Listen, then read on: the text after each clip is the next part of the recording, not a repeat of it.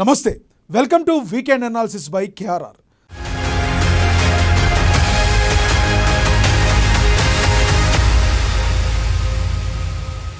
తెలంగాణలో వేడెక్కనున్న రాజకీయాలు.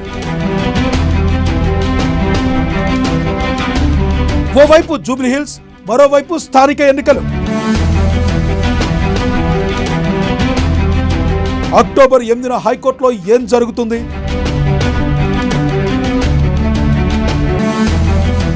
ఏం జరిగినా రాష్ట్ర సర్కార్కే లాభమా? రిజర్వేషన్ల రాజకీయం కలిసొచ్చేది ఎవరికి? 69% రిజర్వేషన్లతో ఎన్నికలు సాధ్యమా? రాష్ట్రాల రిజర్వేషన్లకు శాస్త్రీయత ఉందా? జూబ్లీహిల్స్ బైపోల్స్ తర్వాత రాజకీయాల్లో వచ్చే మార్పులేంటి?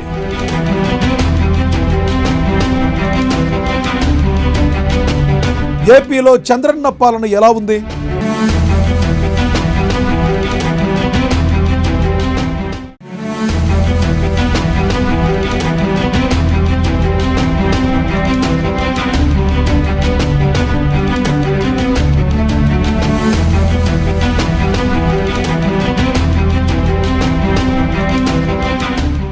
తెలంగాణలో రాజకీయాలు ఊపందుకుంటున్నాయి.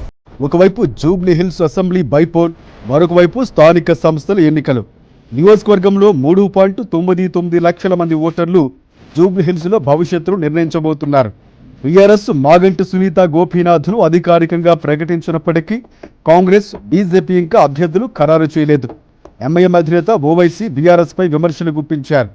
అక్టోబర్ 8న తెలంగాణ హైకోర్టులో బీసీలకు 42% కోటా పెంపుపై విచారణ జరగనుంది. గ్రామ వార్డు సభల్లో మొత్తం రిజర్వేషన్లు 67%కి చేరడంతో 50% మినహాయింపు ఉల్లంఘన ఆరోపణలు ఎదురవుతున్నాయి. కాంగ్రెస్ సర్కారు ఈ జీవోను రక్షించుకోవడానికి రాజకీయ పార్టీల అఫిడవిట్లు సేకరిస్తోంది. 69% రిజర్వేషన్లతో ఎన్నికలు నిర్వహించడం సాధ్యమని ప్రభుత్వం బలిస్తోంది. కానీ హైకోర్టు దీనిపై ప్రశ్నలు లేవనెత్తింది.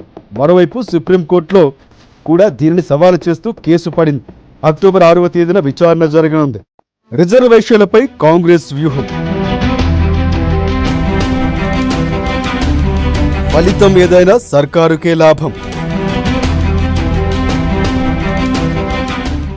పల్లె ఎన్నికలపై రిజర్వేషన్ల ఉత్కంఠ కొనసాగుతోంది. సుప్రీంకోర్టు, హైకోర్టులో ఈ వారం ఎన్నికలు జరుగుతాయో లేవో తేలిపోనున్నాయి. ఎన్నికలు జరిగినా, వాయిదా పడ్డా ఫాయిదా రాష్ట్ర సర్కారుకైనా చర్చ జరుగుతోంది. రిజర్వేషన్లు కేంద్రం పరిధిలోని అంశం. పార్లమెంటు చట్టం ఆధారంగా రిజర్వేషన్లు ఏర్పడ్డాయి. రాష్ట్ర ప్రభుత్వాలు తమ ఇష్టానుసారం చేయాలనుకున్నా పార్లమెంటులో మారిస్తే తప్ప అది జరగని పని.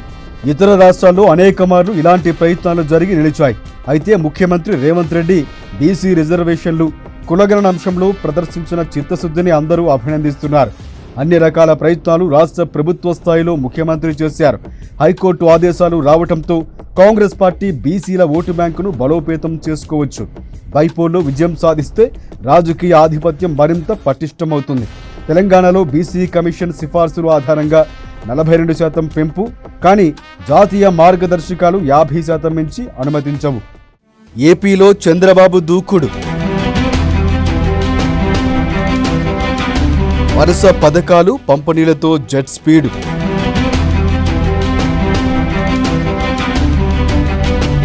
ఆర్థికంగా కుదురుకుంటున్న రాష్ట్రం.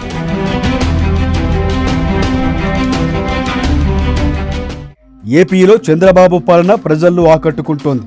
గత కొంతకాలంగా ఆర్థిక స్థితిపై ఆందోళన నెలకొనగా కేంద్రం నుంచి రాబడుతున్న నిధులు, వస్తున్న పెట్టుబడులతో ఏపీ భవిష్యత్తుపై ఆశలు పెంచారు. పవర్ టారిఫ్ హైక్స్ ఆపేశారు. ఆటో డ్రైవర్లకు 15,000 రూపాయలు సాయం, సబ్సిడీలు క్లియర్ చేస్తున్నారు. 2047 కల్లా జీఎస్పీ $2.4 ట్రిలియన్ లక్ష్యం వేశారు. విశాఖ, అమరావతిలో పెద్ద ఎత్తున పెట్టుబడులు తీసుకువస్తున్నారు. సూపర్ 6, సూపర్ హిట్ అని సభలు జరపడంతో పాటుగా ప్రజల్లో పాజిటివ్ ధోరణి బలపరచడానికి చేస్తున్న ప్రయత్నాలు కూడా ఫలితాలనిస్తున్నాయి. పొలిటికల్ గేమ్ మార్చనున్న జూబ్లీహిల్స్.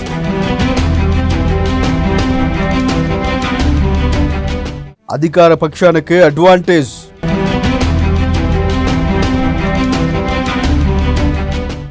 జూబ్లీహిల్స్ బైపోల తర్వాత రాజకీయాల్లో మార్పులు ఖాయంగా కనబడుతున్నాయి. అధికార కాంగ్రెస్ పార్టీ గెలిస్తే ఇక ఆ పార్టీ మరింత దూకుడుగా స్థానిక సమరానికి జిహెచ్ఎంసీ వరకు రెడీ అవుతోంది.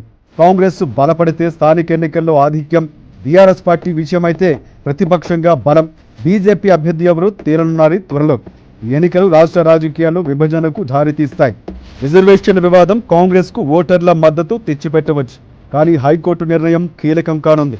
తెలంగాణలో ఈ రాజకీయ తుఫాను రాబోయే ఎన్నికల ఆకృతిని మార్చవచ్చు. ఒక దుబ్బాక, హుజూరాబాద్, మునుగోడు ఎన్నికల తరహాలోనే జూబ్లీహిల్స్ ఇప్పుడు తెలుగు రాష్ట్ర రాజకీయాల్లో హాట్ టాపిక్గా మారింది.